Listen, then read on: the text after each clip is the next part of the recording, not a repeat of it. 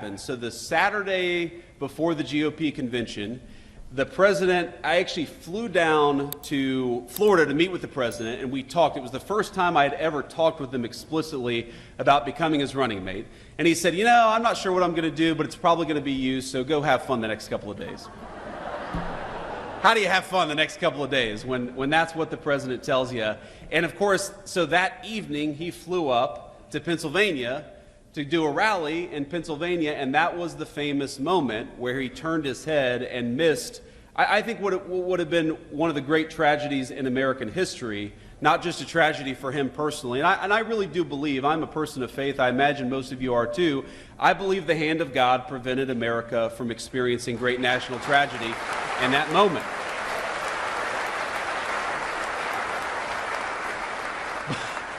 So I call the president that night. It's probably 2 in the morning at this point. I call the president that night. Remember, I just met with him that morning talking about becoming his running mate. And I'm like, sir, how you doing? And he's like, I'm fine. He'd just been shot in the ear. I'm fine. Nearly lost his life, but totally fine. He goes, how's it playing out there? And I'm like, Mr. President, I think it's playing pretty damn well, because if remember, he had that photo where he raises the fist iconically, and I said, I think that photo is going to go down in history as one of the great photos, and of course, I was right about that. So the morning of the convention, the morning he announces me to be his nominee, he calls me at around 11:45, and I'm not kidding you, I don't answer the phone. And I don't know what had happened. We had just landed in Milwaukee. We've got 3 little kids. It was a hot day. We were trying to get through all the security to get to our hotel room. I don't know what happened. So I call him back 15 minutes later, and he answers the phone, and he says, JD, you just missed a very important phone call. I said, yes, Mr. President. And he said, I'm going to have to select somebody else now.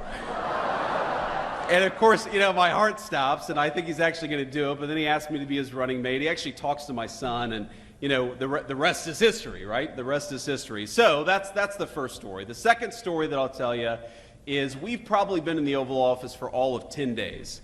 And I'm sitting there, and we have a phone call with a foreign leader. I won't mention who. And it's a tough phone call. There are some tough issues that we have to work through with this foreign leader. And he asked me to come sit behind him at the Resolute desk so that if I need to say anything, I can just speak directly into the speakerphone. And it's early in the administration, so there's not a whole lot in the Oval Office yet.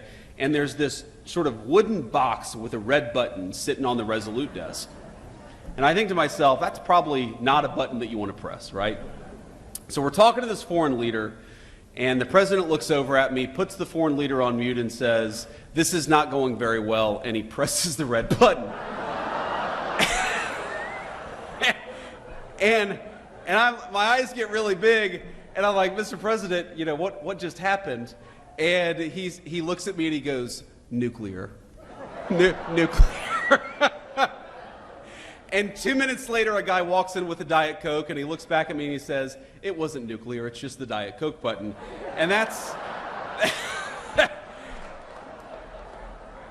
So that's the kind of guy, and my fellow Republicans, that we have as the President of the United States, a guy who can do a good job, but keep a sense of humor.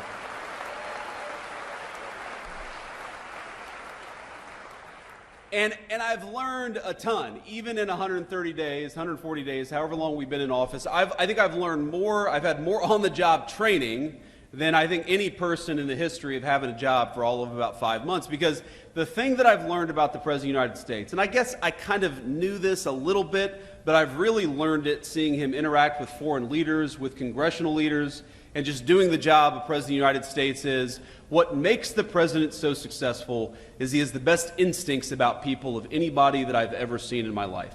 He knows when somebody is selling him a load of BS. He knows when he's making progress, when he needs to cut something off. He knows when he's dealing with somebody that he can trust, and he knows when he's dealing with somebody that he can't trust. And I think